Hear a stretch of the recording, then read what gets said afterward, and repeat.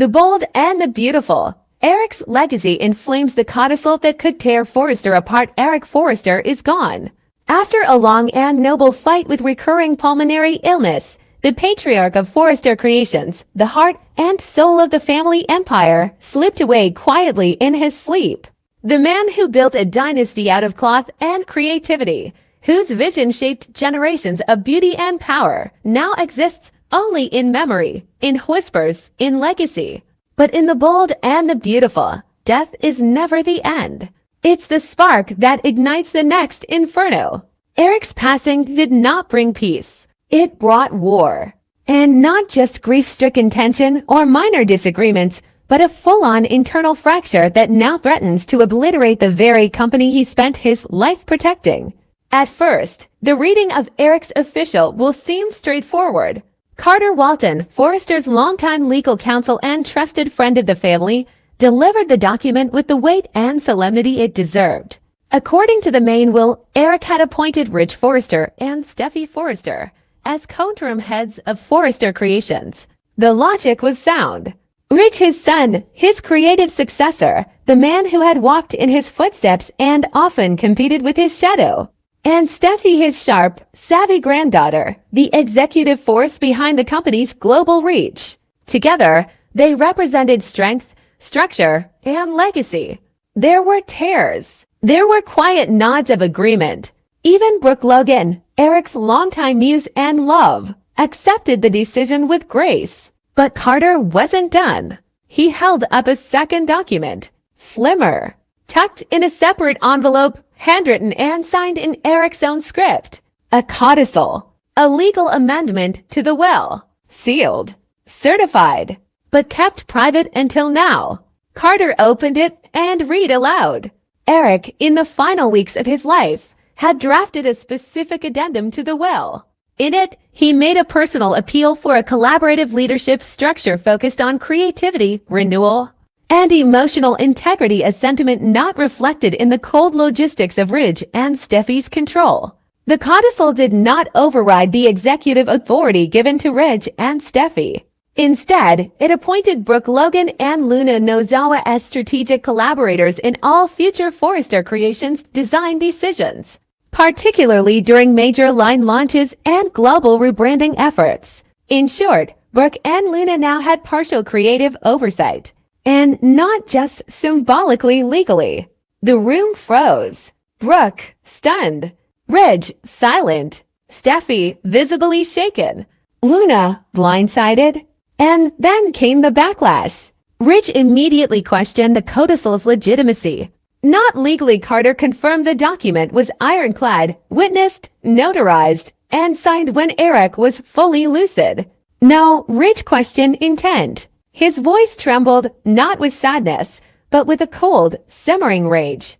Luna, he asked Carter, are you seriously telling me my father, knowing the chaos she's caused, named her as a strategic creative voice for our family business? Carter confirmed it again. And the bomb detonated. Ridge accused Eric of being emotionally manipulated not by Luna directly, but by the narrative surrounding her. The recent scandals, the pregnancy rumors, the media attention, the viral empathy, Ridge saw it all as a smokescreen. He claimed Eric had become overly sentimental in his final days, and that Luna's small, albeit heroic contribution during a previous show crisis had been blown out of proportion. She handed someone a sketchpad and gave them a mint. Steffi snapped. That doesn't make her part of our legacy, but others remembered it differently. Eric had seen Luna rally the backstage crew during a catastrophic model dropout. He'd watched her, under no obligation, jump in to help coordinate, and calm nerves. She didn't do it for recognition. She did it because she cared. Because she respected the brand. Eric had reportedly told Donna that day, that girl has the Forrester instinct. She belongs here. And now, with those words solidified into codicil ink, the Forrester family faces its most dangerous question. Should they honor Eric's final wish or bury it to preserve the old guard's control? The divide is instant. Fair-Rich Steffi argues that Eric wasn't thinking clearly, that the decision, though legally binding, was emotionally driven and operationally reckless. Ridge insists that Luna's involvement is a liability, a headline waiting to happen, and that Brooke, as usual, is using proximity to the patriarch to sneak her way back into control. Steffi adds fuel, calling the codicil a sentimental loophole that will destroy the structural integrity of our leadership. Brooke Hopaluna insists that this was Eric's final voice, not just as a businessman, but as an artist, a father, a visionary. Brooke argues that the codicil doesn't replace Reg and Steffi, it expands the table. That Eric wanted new blood, different ideas, fresh energy to balance the company's legacy with innovation. And Luna, for her part, doesn't even want the spotlight. She's hesitant, modest, confused, but honored. And that only makes the decision more poignant. Hope Logan enters the arena, not just as Brooke's daughter, but as a creative director who knows what Luna can offer. She sees beauty in ways we've forgotten, Hope tells the room. And if Eric saw that too, who are we to erase it? Meanwhile, Carter is caught in the middle, bound by law to uphold the codicil, bound by loyalty to a fractured family. He reiterates again and again that the codicil was not some dying whim, it was dated, deliberate, and done with full mental clarity. Eric had even referenced a specific event that earned Luna his respect. This was not manipulation. This was recognition. The fallout is brutal. Board members panic. Investors start calling.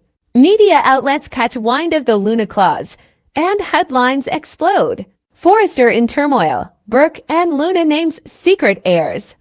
Steffi's authority challenged by Grandpa's final wish. The fashion house becomes a battlefield of whispers and loyalties. Behind the scenes, Steffi quietly begins exploring legal pathways to block the codicil's implementation. She approaches Carter about possible clauses of contestation. Carter refuses. If you challenge this, you're not just defying your father's legal instructions. You're erasing his trust in you. Ridge doesn't care. He begins quietly shifting design resources, trying to lock out any projects Luna or Brooke touch. But Brooke pushes back hard. She requests access to the collaborative design suite, Eric's original creative studio, arguing that the codicil grants her strategic access to that room and the next line's initial concepts. Legal mediation is requested. The board delays decisions. And Luna, she just wants to disappear. The pressure, the blame, the eyes, it's too much. She confides in Hope and even contemplates formally rejecting the role. But then she finds it a letter Eric wrote, never sent, but saved in his drafting notebook. It's addressed to her, handwritten, and it says one simple sentence that breaks her open. If I had one more daughter, I'd want her to be like you. It changes everything. Luna decides to stay, not to fight, not to conquer, but to live up to that quiet belief Eric had in her. She returns to Forrester with purpose, not arrogance. She tells the board she will fulfill the role as collaborator, not owner, that she will offer her voice, her perspective, and leave power to those who crave it more. That was Eric's way to lead through presence, not dominance. But Ridge is already calling in reinforcements. He reaches out to Thomas, to Taylor. He wants allies. He wants numbers. He wants control. This codicil has become more than a clause. It's a symbol of everything he thought he'd earned now slipping through his fingers again. Eric's death didn't end a chapter. It opened the bloodiest one yet. And in the bold and the beautiful, legacy is never safe. It's a prize, a weapon, and now a battlefield. The bold and the beautiful. Eric's funeral overshadowed by scandal as Forrester family fights to reclaim his legacy. Eric Forrester is gone. The man who built an empire from fabric, family, and fearless creativity has been laid to rest. Or at least, that was the plan. In any other world, Eric's funeral would have been a solemn, sacred goodbye, a farewell befitting a fashion icon, a father, a grandfather, a legend. But this is the bold and the beautiful, where grief rarely gets a moment to breathe before drama suffocates it. And so, in the hours leading up to Eric's funeral, the news cycle didn't focus on mourning. It didn't focus on legacy. It didn't focus on the man. It focused on Luna. It began with a single headline, a tabloid leak about Luna Nozawa, her sudden marriage to Will Spencer, and the fallout between Katie Logan and Bill Spencer. Then came the hashtags. Then the gossip blogs. Then the viral videos. Within minutes, Lunagate, Spencer Versailles scandal, and marriage manipulation were trending across every major platform. And before anyone could process it, the story wasn't about Eric's death. It was about the girl who accidentally inherited his spotlight.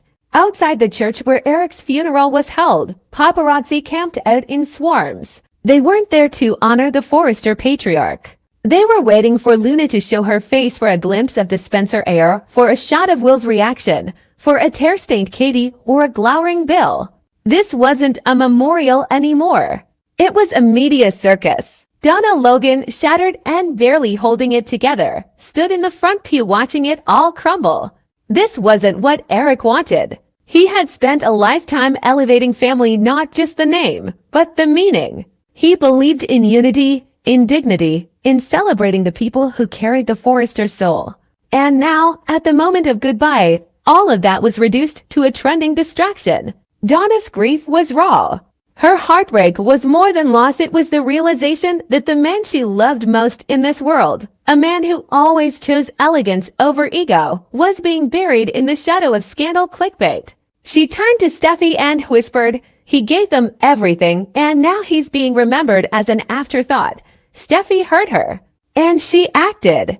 The same day as the funeral, Forrester Creations had been scheduled to host a tribute runway show in Eric's honor, an exclusive industry insider event that was meant to celebrate his design legacy with a final curated collection.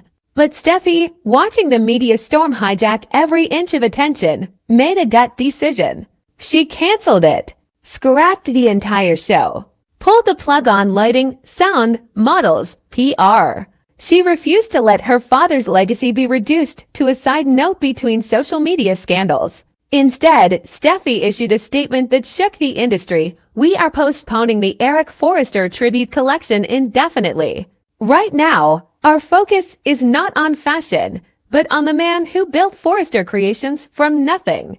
We will not compete with noise. We will honor him with silence, strength, and intention." The media frenzy turned. Half praised the boldness, half speculated it was a cover-up to avoid further scandal. But inside Forrester headquarters, another plan was forming, one that didn't require velvet ropes or catwalks. Brooke Logan stepped forward. In the executive showroom at the heart of Forrester Creations, Brooke began converting the space into something new, a living, breathing tribute called Eric's Memory Room, not a museum, not a press trap, not a photo shoot, just a space where the world could remember Eric through what mattered most: his designs, his sketches, his words, and his presence. She curated it herself, personally, piece by piece. She pulled handwritten notes from Eric's office, archived design blueprints from decades past. She unearthed the very first suit he ever stitched under the Forrester name. She brought in the original dress Brooke's bedroom was launched with, and beside it, she framed Eric's quote, "True design isn't fabric. It's how you make people feel wearing it." She worked through the night. Steffi joined her. So did Hope. Even Ridge showed up, unspoken but present, silently placing one of Eric's paintbrushes under glass. When the room opened to the public 2 days later, it wasn't a gala. It wasn't televised. It was quiet. It was full of light, music, fabric, and family. It was everything Eric was. And finally, the headlines began to shift. Remember Eric started trending. Fans shared stories of dresses passed down through generations, of runway moments Eric created that changed their lives. Former models returned with messages. Celebrities posted photos of themselves in Forrester originals with heartfelt captions. Fashion critics changed their tone from scandal to substance. And Luna, she didn't hide. She came. She walked through the room in silence, her hands trembling, her face bare. She stopped in front of a sketch Eric had once praised as revolutionary, one he drew just months before his death. Brooke walked beside her and said quietly, "He saw something in you. No matter what anyone else says, That was real. Will came too. Nervous, awkward, unsure. He didn't say much. But he placed a single white rose beneath a photo of Eric and whispered, "I'm sorry. No one asked for more." Bill Spencer, unsurprisingly, stayed away. Katie arrived later, quiet and alone, standing before a quote etched on the wall that Eric had said during his final press interview, "Power fades. Legacy doesn't." Her eyes welled. She didn't speak to the press. She didn't need to. In the days that followed, Forrester Creations returned to work, but differently. The office buzzed, but slower. The team wore black ribbons. Meetings opened with memories. The memory room stayed open. Employees came in on lunch breaks to sit on the benches. Visitors cried. Brooke added a digital archive, allowing fans around the world to contribute stories and photos. It wasn't just tribute. It was healing. But the divisions remained. Rich still struggled to reconcile Luna's name in his father's final directives. Steffi supported Brooke's efforts but was laser-focused on shielding the brand from any future instability. Hope tried to balance her role as a creative director with her mother's deeper emotional investment. And Carter. He now found himself in the odd position of being the executor of two legacies, the legal and the emotional, both equally powerful and fragile. Yet through it all, something held. Eric's memory didn't fade under scandal. It sharpened through it. The chaos didn't erase him. It made people fight harder to protect what he stood for. Eric Forrester was more than the scandals of his successors, more than the drama of his family. He was more than runway shows and press releases. He was legacy incarnate. And now, even in death, he is forcing the people he loved most to ask the hardest questions. What does it mean to carry a name like Forrester? What does it mean to protect a vision? What does it mean to love each other when everything around you is falling apart? Eric gave them beauty, but now they have to earn it. And in the bold and the beautiful, that is where the real story begins.